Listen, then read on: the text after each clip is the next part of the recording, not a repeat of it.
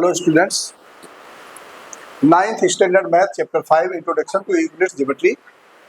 Question number 1 हम लोग करने जा रहे हैं एक्सरसाइज 5.1 का। Which of the following statements true, which are false, give reason for your answer. कह रहे हैं ये जो पांच जो पॉइंट्स, 5 स्टेटमेंट्स जो दे रखे हैं, 5 स्टेटमेंट जो दे रखे हैं, इसमें से कौन सा सही है और कौन सा गलत है, ये हमें बताना है और उसका रीजन भी हमें बताना है। किसकी मदद से? एग्जाम्स और पास्टुलेट्स की मदद से, यूक्लिड्स के।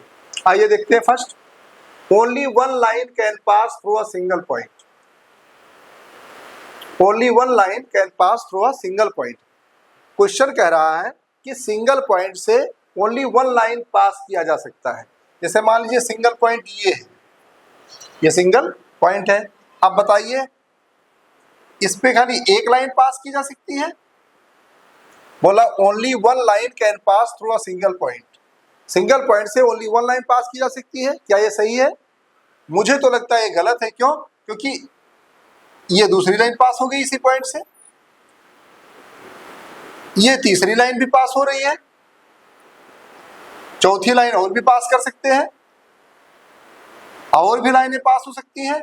ये तो गलत लग रहा है मेरे को। Only one line can pass through a single point, यानी सिंगल पॉइंट से खाली एक लाइन पास होगी, ये बिल्कुल गलत लग रहा है। तो अब हमें रीजन देना पड़ेगा। और रीजन क्या होगा? हम अब दिमाग लगाएंगे कि यूक्लिड्स दादा का एग्जाम्स क्या था और पास्टुलेट्स क्या था, वो दोनों हम चेक करेंगे, दिमाग लगाएंगे। तो हम देखते हैं कि यूक्लिड दादा का जो एग्जाम्स है वो ये है, infinitely many lines can pass through a point in different direction. यानी एक पॉइंट से यूक्लिड दादा ने बताया कि infinitely many lines can pass through a point. एक पॉइंट से infinitely many lines can pass in different direction. कोई इस लाइन डायरेक्शन में जा रहा है, कोई इस डायरेक्शन में जा रहा है, कोई इस डायरेक्शन में जा रहा है, कोई इस डायरेक्शन में। यानी एक पॉइंट से इनफिनाइट मैनी लाइन कैन पास। इसका मतलब क्या हो गया? ये फॉल्स हो गया। पहला हमने फॉल्स कर दिया, बता दिया कि only one line can pass through a single point. ये फॉल्स है, क्योंकि सिंगल पॉइंट से 1, 2, 1000, 10,000 नहीं, लाखों लाइनें भी खींची जा सकती हैं, इनफिनाइट लाइन खींची जा सकती हैं। इसलिए ये फॉल्स हो गया। आइए सेकंड पॉइंट पे हम चलते हैं। सेकंड पॉइंट पर चलने से पहले स्पेस के लिए हम इसको फिर से मिटा देंगे, क्योंकि हमें यहीं पर फिर दूसरा समझना है।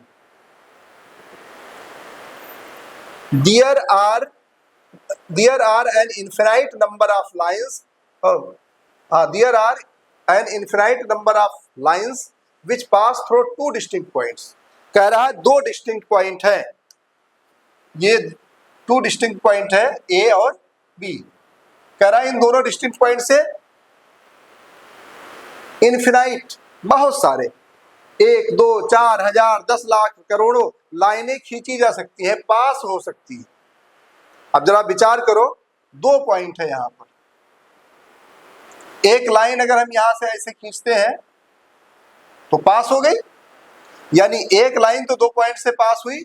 हम दूसरी लाइन खींचने का प्रयास कर रहे हैं ये, मगर ये लाइन जो जा रही है ये इस पॉइंट से पास नहीं कर रही है। तीसरी लाइन हम खींचने का प्रयास कर रहे हैं, ये इस पॉइंट को पास नहीं कर रही है। चौथी लाइन हम खींचने का प्रयास कर रहे हैं, जो इस पॉइंट को तो पास कर रही है, मगर फिर इस पॉइंट को पास नहीं कर रही है। कहने का अर्थ ये है कि अगर 2 डिस्टिंक्ट पॉइंट है, अगर 2 डिस्टिंक्ट पॉइंट है, तो only one line can pass from both points. एक लाइन ही खाली 2 पॉइंट से पास हो सकती है, और जितनी लाइनें जाएंगी वो एक से तो पास होंगी, मगर दूसरे से वो पास नहीं होंगी। दूसरे से पास होंगी तो पहले से पास नहीं होंगी। यानी 2 अगर डिस्टिंक्ट पॉइंट है तो ओनली वन लाइन पास की जा सकती है। अब इसका रीजन हम वही यूक्लिड दादा के पास चलेंगे और उनके एग्जाम्स के बारे में हम सोचेंगे, विचारेंगे, और हम पता करेंगे कौन सा एग्जाम यहाँ पर लग सकता है। आइए देखते हैं। There are an infinite number of lines which pass through 2 distinct points. तो इसका एग्जाम दादा ने हमें जो दिया है, एग्जाम्स वो ये दिया है कि थ्रो टू डिस्टिंक्ट पॉइंट्स, दो अलग अलग पॉइंट है, अगर टू डिस्टिंक्ट पॉइंट है, through two distinct points only one line can pass, खाली एक लाइन पास हो सकती है। इसलिए जो ये बोल रहा था कि बहुत सारी लाइनें पास हो सकती हैं, दादा ने बताया कि खाली एक लाइन पास हो सकती है, इसलिए क्या हो गया, फॉल्स हो गया। आइए नेक्स्ट पॉइंट पे हम चलते हैं।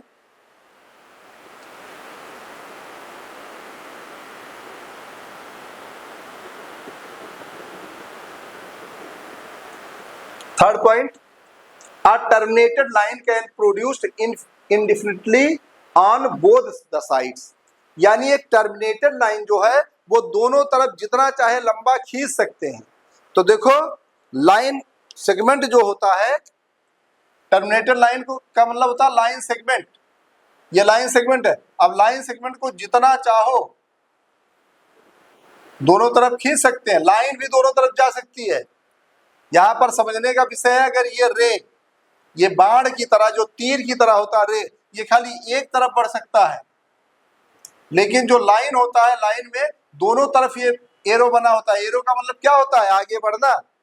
जब धनुष में से भगवान श्री राम ऐसे मारते थे तो जो एरो का निशान होता था वो आगे रहता था, आगे जाने के लिए। इसका अर्थ ये होता है कि इस तरफ भी आगे जाएगा और इस तरफ भी आगे जाएगा, यानी चाहे वो लाइन सेगमेंट हो और चाहे हो लाइन, दोनों बहुत ज्यादा आगे और पीछे बढ़ाया जा सकता है, इंक्रीज किया जा सकता है, एक्सटेंड किया जा सकता है। मगर यहाँ क्या बोल रहा है उसको हम देखते हैं। A terminated line can be produced indefinitely on both sides, दोनों तरफ ये बहुत ज्यादा बढ़ाया जा सकता है। तो ये सही बता रहा है, ये दोनों तो फॉल्स था, मगर ये हमें लग रहा है सही है, क्योंकि ये कह रहा है कि टर्मिनेटेड लाइन जो लाइन सेगमेंट है वो इंडेफिनिटली on produced indefinitely on both side, दोनों तरफ हम चाहे जितना ज्यादा प्रोड्यूस कर सकते हैं, बढ़ा सकते हैं। तो ये क्या हो गया, थर्ड ट्रू हो गया।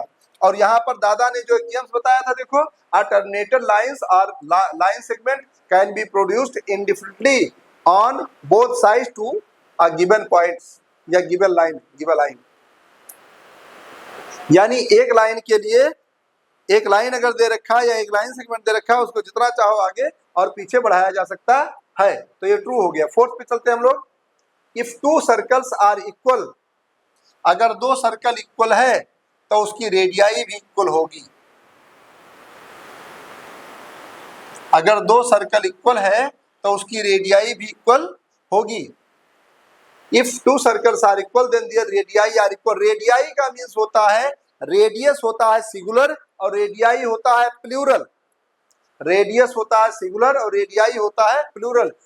अब यहाँ पर दो सर्कल है, इसलिए दो रेडियस है, दो रेडियस को प्लूरल हम मानते हैं और उसको हमने रेडियाई लिख दिया। अब यहाँ पर जरा समझो, टू सर्कल्स आर इक्वल, कह रहा है दो सर्कल इक्वल हैं। अगर दो सर्कल इक्वल हैं, किसी से पूछो कि भैया हमारे पास दो बॉल हैं, बिल्कुल बराबर है, बराबर बॉल, तो उसके अंदर का जो चौड़ाई लंबाई जो भी अंदर का एरिया होगा वो क्या बराबर होगा? वो अनपढ़ से अनपढ़ व्यक्ति भी बोल देगा हाँ हाँ बिल्कुल बराबर होगा, क्योंकि दोनों बॉल बराबर है। दोनों बॉल बराबर है इसलिए अंदर का एरिया भी बराबर होगा, वो अनपढ़ बता देगा, मगर वो रीजन नहीं बता पाएगा। और जो पढ़ा लिखा इंसान होगा वो रीजन के साथ इसको प्रूफ करेगा, सिद्ध करेगा कि हाँ ये दोनों बराबर होते हैं। आइए देखते हैं कैसे बराबर होते हैं। Two circles are equal then their radii are equal, ये भी ट्रू है। फोर्थ, अब देखो दो सर्कल है, मान लीजिए हमने 2 सेंटीमीटर रेडियस का एक 2 सेंटीमीटर रेडियस का एक लाइन खींचा और उससे हमने एक सर्कल बना दिया, ठीक। और ऐसे ही 2 सेंटीमीटर का फिर एक रेडियस लिया, जैसे आर्क जो लिया था मैंने, ये हम ऐसे भी कर सकते हैं कि हमने 2 सेंटीमीटर का आर्क लिया और इससे हमने सर्कल बनाया, फिर 2 सेंटीमीटर का बिना हिलाए 2 सेंटीमीटर का फिर से आर्क लेकर के एक सर्कल हमने यहां पर भी बनाया। ये लो जी, एक सर्कल हमने यहां भी बना दिया 2 सेंटीमीटर का। अब ये दोनों बताइए, जब दोनों बराबर है यानी रेडियस बराबर है तो सर्कल भी बराबर होगा। तो कह रहा है कि if two circles are equal then their radii are equal, यानी कहने का मतलब दो सर्कल अगर बराबर है तो उनके अंदर का एरिया बराबर होगा। एरिया इक्वल टू होता है पाई आर स्क्वायर। अगर दोनों का एरिया बराबर है तो हम मान लेते हैं इसका रेडियस, आओ हम और बढ़िया सा समझते हैं इसको और अच्छे से समझने का प्रयास करते हैं और पक्का है बढ़िया समझ में आएगा। मान लीजिए दो सर्कल है और हम मानते हैं कि दोनों का रेडियस अलग अलग है। इसका रेडियस r1 है और इसका रेडियस r2 है। इसका रेडियस r1 है और इसका रेडियस r2 है, मगर क्वेश्चन कह रहा है कि दोनों सर्कल बराबर है, साइज में शेप में दोनों सर्कल इक्वल है। तो दोनों सर्कल इक्वल है, हमें एरिया पता है, एरिया ऑफ सर्कल होता है पाई आर स्क्वायर होता है।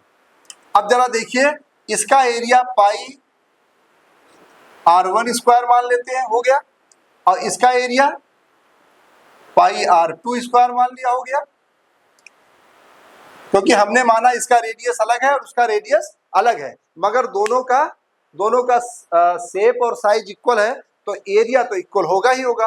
अगर एरिया इक्वल है दोनों में तो हम क्या करेंगे, इसका पाई से पाई काट देंगे, r1 square equal to r2 square, square से स्क्वायर कटेगा, r1 इक्वल टू r2, यानी रेडियस इक्वल हो गया। कह रहा है कि if two circles are equal then their radii are equal, तो दो सर्कल इक्वल होने से रेडियाई इक्वल हो गया। अब इसमें दादा ने क्या अपना एक्सियम्स बताया था, उसको हम लोग पढ़ते हैं फोर्थ का, true, to circles of equal radii will have the same radius from the relation. कहने का मतलब दो सर्कल्स हैं और अगर उसकी रेडियाई इक्वल है तो वो सेम शेप में होंगे। Two circles of equal radii will have the same, two circles of equal radii will have the same radius from the relation. तो यहां लिखा है two circles are equal then their radii are equal. Two circles of equal, two circles of equal radii will have the same radius from the relation a equal to pi r square। ठीक है, वही चीज बता रहा है कि अगर हम एक रिलेशन लेते हैं a equal to pi r square, यानी इसका शेप दोनों इक्वल है तो दोनों का एरिया इक्वल होगा, दोनों का एरिया इक्वल होगा, तो pi r1 square equal to pi r2 square हो जाएगा, पाई पाई कैंसिल होगा, r1 स्क्वायर r2 स्क्वायर होगा, स्क्वायर हटा देंगे दोनों का तो r1 इक्वल r2 हो जाएगा। ठीक है, आइए next, in figure 5.9 if AB equal to PQ, PQ equal to XY then AB equal to XY। कह रहा है कि क्या ऐसा होता है, रमेश सुरेश के बराबर है और सुरेश महेश के बराबर है, तो बताइए रमेश महेश के बराबर हुआ कि नहीं हुआ? रमेश सुरेश के बराबर है, सुरेश महेश के बराबर है, तो रमेश महेश के बराबर हुआ कि नहीं हुआ? वही यहाँ पर है। अगर अभी किसी से बोले अनपढ़ से अनपढ़, गाय चराने वाला, जो भी है, जो बिल्कुल कभी स्कूल गया ही नहीं है, उससे बोले कि भैया रमेश की उम्र महेश की उम्र के बराबर है और महेश की उम्र सुरेश की उम्र के बराबर है, तो क्या रमेश की उम्र सुरेश की उम्र के बराबर है? वो बोलेगा पक्का है।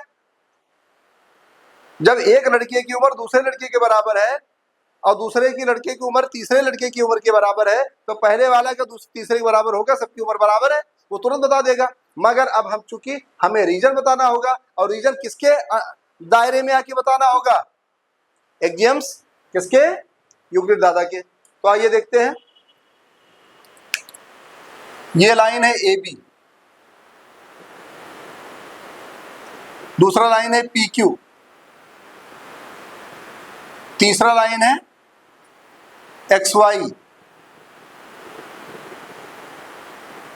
अब देखिए जरा, कह रहा है कि AB बराबर PQ, AB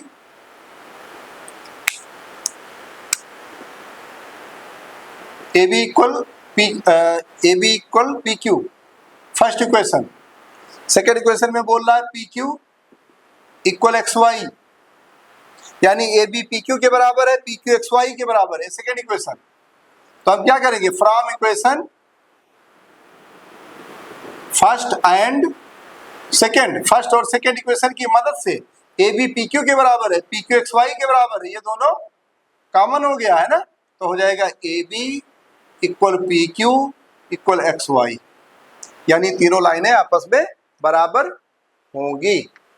तो यहाँ हो जाएगा ट्रू फ्रॉम। अब यूक्लिड दादा ने क्या बताया एक्सियम्स में कि from the axiom that if two things are separately equal, अगर दो थिंग्स अलग अलग हों और वो इक्वल हो तीसरे थिंग्स के, तो तीनों थिंग्स बराबर होंगे।